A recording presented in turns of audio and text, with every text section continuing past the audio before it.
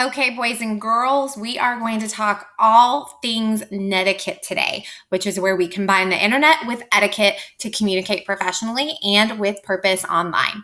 So if you look at the three images on your screen, these are all pictures that have to do with how we communicate effectively while still maintaining positive professional relationships.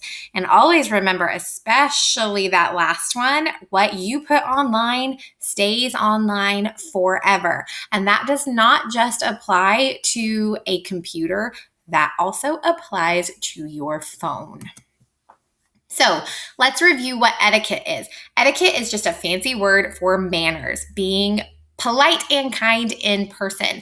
A very old fashioned manner that we need to bring back is tipping your hat to a lady, or I guess you could do it technically to a gentleman, when they walk by to share a greeting. We also take a first time meet by shaking hands with a person with a firm handshake and looking them directly into the eye. What about just holding a door open for a person, letting someone go in front of you? These are all things that we do in everyday life or should do in everyday life to show kindness. We are going to continue to do that online. What are some examples that you are familiar with from our classroom? Well, this was in my beginning of the year Rules of the Road slideshow, how we come into class and we have etiquette by bringing all of our materials, choosing a seat in a kind manner if you don't have a seating chart, and just being ready for everything, being attentive, paying attention with your face. Those are all examples of etiquette. So how can we apply that online? Well, we're going to remember the importance of digital citizenship when we use the internet. So today we're going to go over how to have proper netiquette. So to have proper netiquette, we need to communicate effectively. We always need to use a respectful tone and language. Well, how do we do that? Well, you need to, first of all, realize that to have a respectful tone of voice and respectful language, you have to have some goals. And those goals are you want to be understood clearly and you want to understand others clearly. So if you're not using a respectful language or respectful tone of voice, people might not understand exactly what you are communicating because you're not seeing them face to face. You also want to keep a good standing relationship so that you can keep communicating. In other words, we don't want to do anything that is deemed disrespectful and gets us removed from our online learning. So, how do we do this? The first thing, you need to ask questions that contain specific information.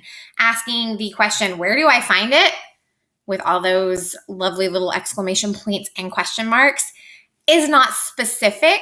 I might not know what you are referring to. So a better example would be, what topic is the Edpuzzle assignment located under in Google Classroom?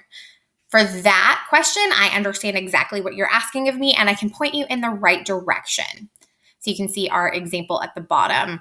But I love exclamation points. Yes, ladies, you do. You only need one. We also need to remember school appropriate language is a must, even when we are communicating online. So we are going to avoid anything that makes you question yourself. If you start to say, I wonder if I should say, nope, you shouldn't. We're also not going to use texting language or other acronyms that you might use in an informal setting when you're texting your friends, like BRB, K, C, all of those lovely little things, and some that are inappropriate. There is no place for that type of inappropriate language in our online learning platforms, whether that is in a chat room, on Google Classroom, in an email, or in an assignment. So we need to be respectful and remember those rules at all time. How do we keep it respectful? You remember your THINK acronym. We use positivity. We avoid talking in all caps because online, that means that you're screaming or you're angry.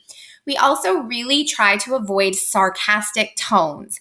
I know we have all been a victim of receiving a text and reading it multiple times because we're not sure of the tone of voice behind the text message. That's the same when you're communicating online in an educational platform. Make sure that your tone is clear and we know exactly what you're talking about. So in order to do that, we're going to avoid sarcasm. So remember to keep things respectful, keep things kind, keep things necessary, and just be smart. And we will be able to get through this together in a great, positive learning environment. Thanks, you guys. Bye.